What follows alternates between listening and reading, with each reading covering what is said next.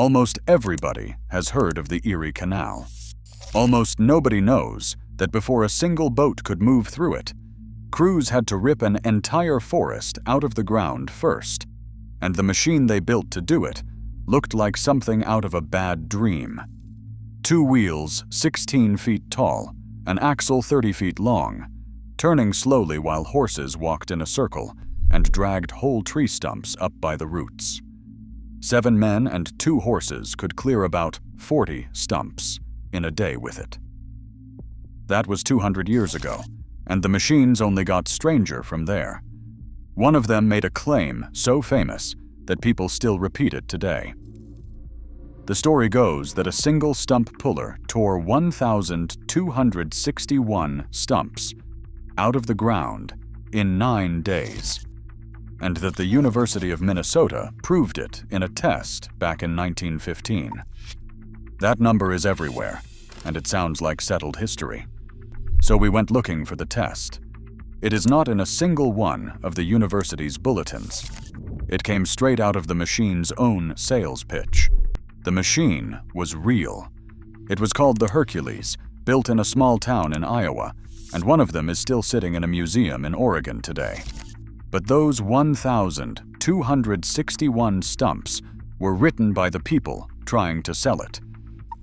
When Europeans first arrived, something close to 1 billion acres of North America was covered in forest. Half the continent was trees, and that single fact explains every strange machine that follows, because every acre a farmer wanted had to be taken from that forest by hand, and every acre a farmer wanted had to be taken from that forest by hand. Cutting a tree down was the easy part. What it left behind was the real enemy.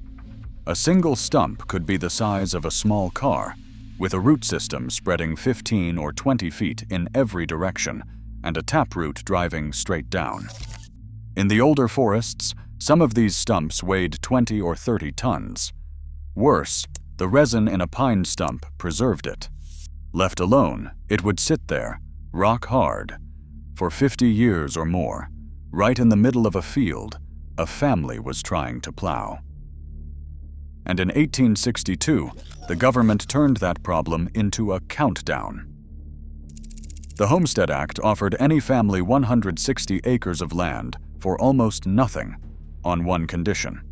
They had 5 years to clear it and farm it, or they lost the claim.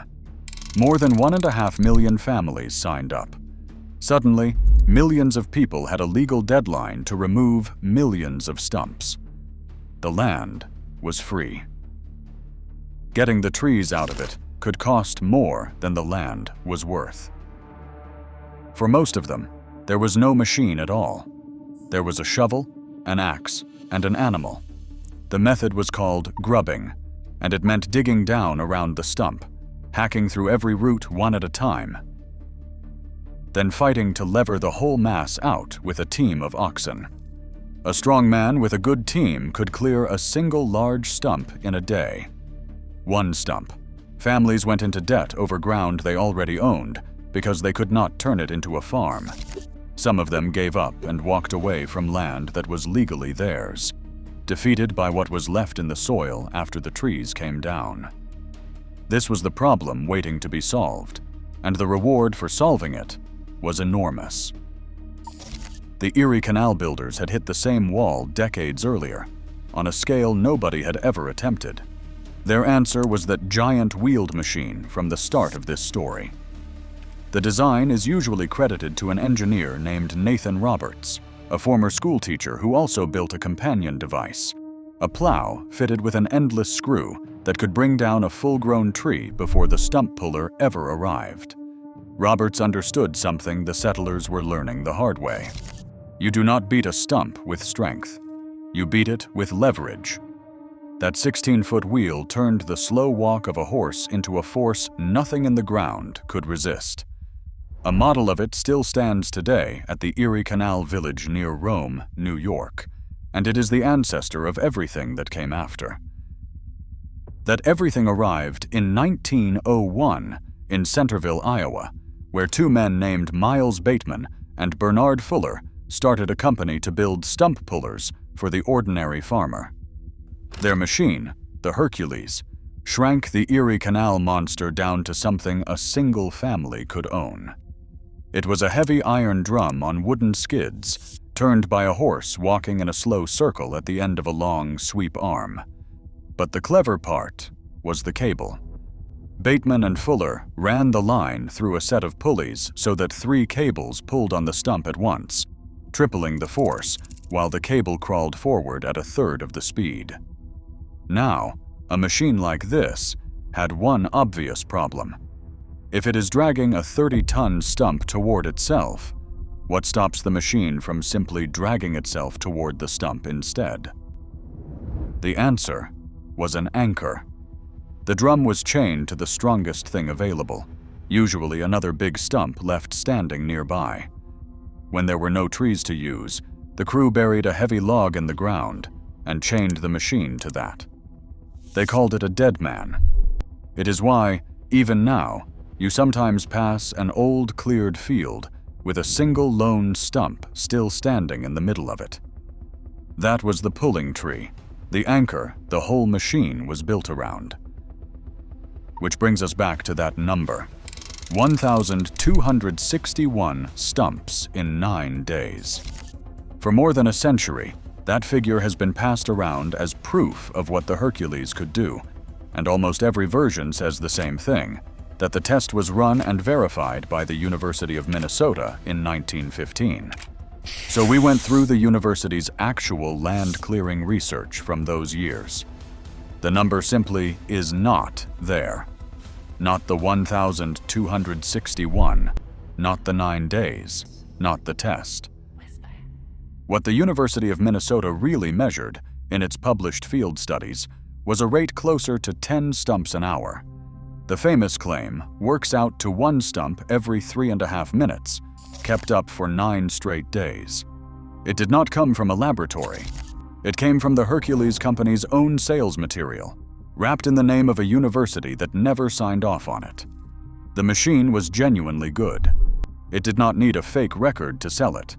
But a fake record is what got printed, and it is the part that outlived the company by 100 years.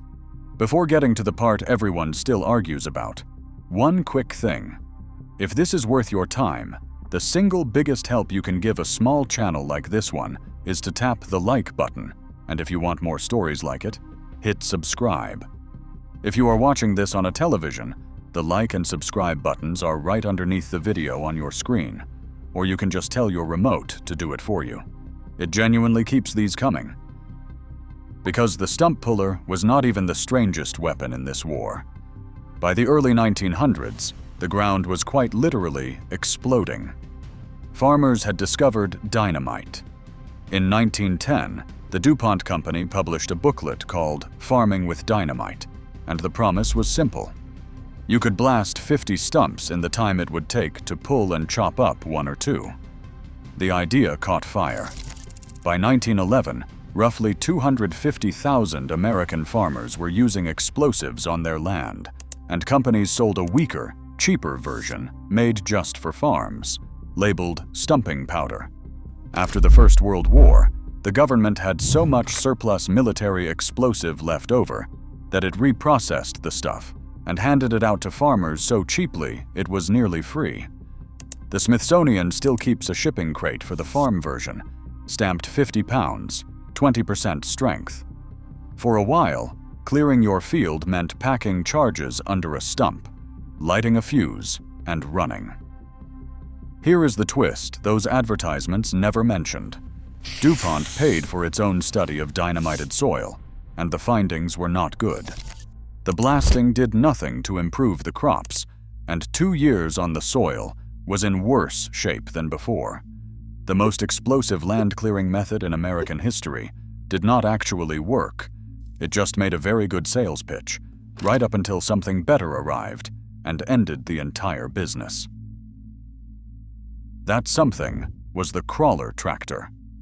In the 1920s and 30s, companies like Caterpillar bolted a heavy steel blade onto the front of a tracked machine, and the bulldozer was born. It did not need to anchor itself to a dead man. It did not need a fuse. It simply drove up to a stump and pushed, and what had cost a family a full day with a team of oxen now took a few minutes. Within a generation, the stump puller and the bag of dynamite were both finished. The Hercules Company saw it coming and quietly moved on to building other things. Fuller had died in 1937, and his sons turned the family business toward war contracts and farm equipment. The machines that had cleared a continent were pushed into barns and left to rust. But clearing a continent came with a cost that took decades to understand. When the settlers arrived, the passenger pigeon was the most abundant bird in North America. Flocks numbered in the billions, so vast they darkened the sky for hours as they passed. Those birds lived on the seeds and nuts of the great eastern hardwood forests, the same oak and beech and chestnut that the stump pullers and the dynamite were tearing out of the ground. As the forests fell, the pigeon lost the food it depended on, and relentless hunting finished the job. In 1914, the last passenger pigeon on Earth, a bird named Martha, died alone in a cage at the Cincinnati Zoo. A species that once numbered in the billions was gone inside a single human lifetime. The machines that built the farms helped empty the skies above them. Which is why these machines still matter, even now that almost nobody remembers them. Go to the History Museum of Hood River County in Oregon, and out near the entrance, you will find one of them still standing, a horse-drawn stump puller that once did the impossible work of turning forest into farmland. The story the locals still tell is that the old man who ran it lost an eye to it, one of countless quiet injuries this work left behind. And scattered across the back roads of America, if you know what you are looking at, you can still find the real monuments, not in museums, out in the fields. That single lone stump, standing in the middle of cleared ground where everything around it was torn away. The pulling tree, the anchor that made all of it possible, left behind on purpose and never taken down. The stump puller cleared the farms, but the machines that replaced it went on to bury entire fleets of their own. And that is where we are headed next.